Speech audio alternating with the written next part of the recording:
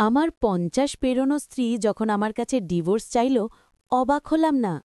কৌতুক করে বললাম, প্রেমে পড়েছ নাকি?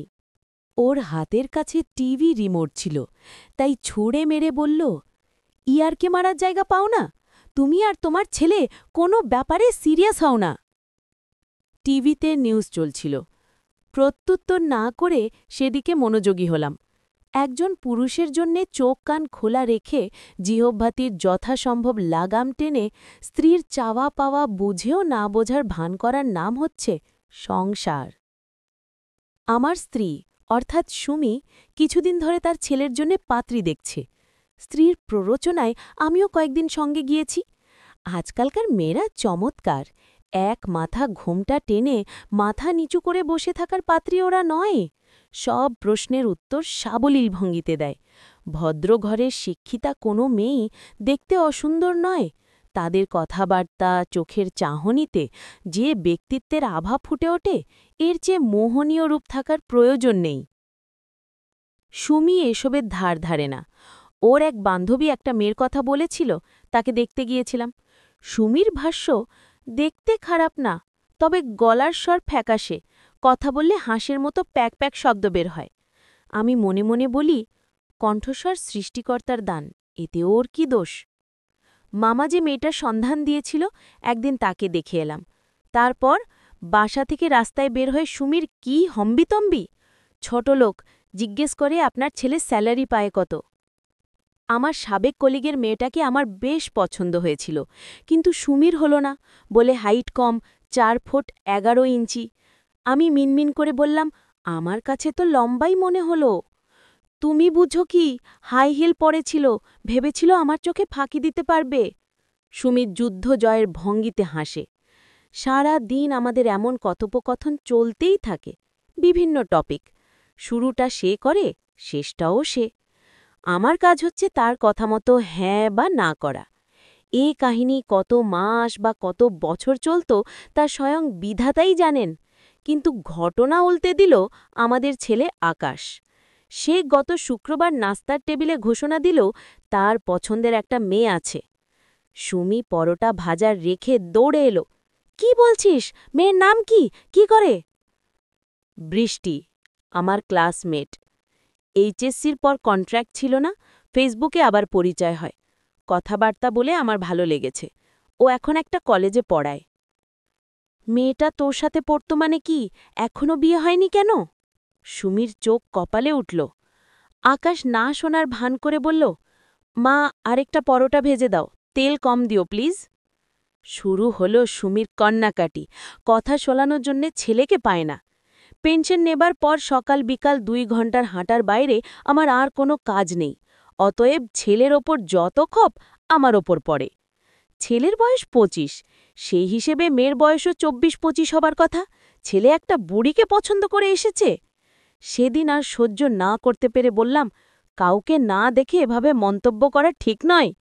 কি বললে? চাঁদ বদনখানি দেখি একবার। আমার বিয়ের সময় বয়স ছিল ২১। এ নিয়ে তোমার আত্মীয় স্বজনের কাছে কম শুনতে হয়নি আমাকে। সবাই ইনিয়ে বিনিয়ে বলতো আইবড়ি মেয়ে ঘরে এনেছে, আর এই মেয়ের বয়স ২৪, তুমি ভাবতে পারো? অবশ্যই পারি।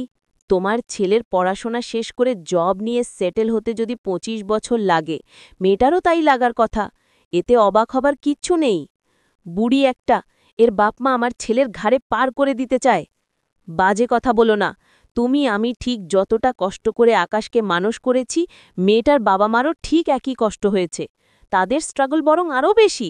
বারবার বিয়ের সম্বন্ধ এসেছে। তোমার মতো কিছু আত্মীয়স্বজন মেয়ের বিয়ের বয়স পার হয়ে যাচ্ছে বলে চেঁচিয়েছে। তারপরও মেয়েকে নিজের পায়ে দাঁড় করাতে পিছোপা হয়নি তারা। Hats off. কি বললে? আমার মতো মানে কি? না, মানে আমি খারাপ কিছু বুঝতে চাইনি, জাস্ট উদাহরণ দিলাম আর কি। তার ঠিক পর থেকে সুমির ডিভোর্স চাইছে। স্বামীর কাছে মূল্য নাই, ছেলে কথা শোনে না, এ সংসার সে করবে না। সুমি শুনলে রাগ করবে, তারপরও ছেলের সাথে বৃষ্টিকে দেখতে গেলাম।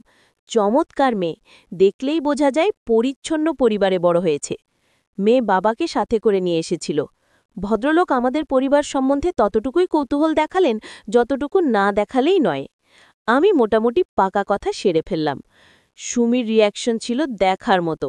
সব কিছু শুনে সে বাপের বাড়ি গিয়ে উঠল। সকাল বিকাল ফোন করে হুমকি দেয় আমার বিরুদ্ধে নারী নির্যাতনের কেস করবে। মেয়ে পক্ষ বাড়িতে আসার একদিন কল করলাম, শুনছ সরিষা ইলিশ কিভাবে রাঁধে বলতে পারো? মানে? বৃষ্টির বাড়ি থেকে লোকজন আসবে কাল। মেনু কি? খাসি, ইলিশ মাছ, সাদা ভাত আর ডাল। এর চেয়ে বেশি কিছু রাঁধতে পারি না, তুমি তো জানোই। ওপাশ থেকে ফোন কেটে দিল। গিন্নি বিকেলে এসে হাজির। ঘরদোর গুছাতে গুছাতে গজগজ করতে লাগল। বাপ ছেলে বাড়িঘরের যে অবস্থা করে রেখেছে, মেয়েপক্ষ বস্তি মনে করে পালিয়ে যেত। নেহেদ বাড়ির মান সম্মানের প্রশ্ন, নয়তো আমি কখনোই ফিরতাম না। ভালো ভালোই বিয়েটা হয়ে গেল। সুমি দরজা বন্ধ করে কান্নাকাটি করছে। কাছে গিয়ে বসতেই বলে উঠল, একটাই ছেলে আমাদের, নিজের সুখ শান্তি বিসর্জন দিয়ে কত কষ্ট করে ওকে বড় করলাম, তার এ প্রতিদান? বলতে ইচ্ছা হলো, ছেলে পেটে ধরেছ, মানুষ করেছ, তার বদলে তুমি মাতৃত্বের সুখ পেয়েছ, এর চেয়ে বেশি আশা করাটা অন্যায়। একটা বয়সের পর সন্তানদের নিজের একটা করে জগৎ সৃষ্টি হয়। সেই জগৎ দূর থেকে দেখে বাবা মা অনুভব করতে পারে শুধু, কিন্তু প্রবেশ দৃষ্টিকটু। বলতে চাইলেও বলতে পারলাম না। মাতৃত্ব আর পিতৃত্ব এক জিনিস না। মায়েদের আবেগ হয় বাঁধনহারা। সন্তানের শত ভালোর মাঝেও হাজারটা ত্রুটি চোখে পড়ে। উঠে পড়লাম। বাইরে সুন্দর হাওয়া দিচ্ছে। একটু খোলা আকাশের নিচে একা একা হাঁটব। সুমিকে নিয়ে আমার কিচ্ছু করার নেই, শুধু মনে মনে প্রার্থনা করি ছেলের বউয়ের সাথে ছেলের মায়ের সম্পর্ক যেন সুন্দর হয়।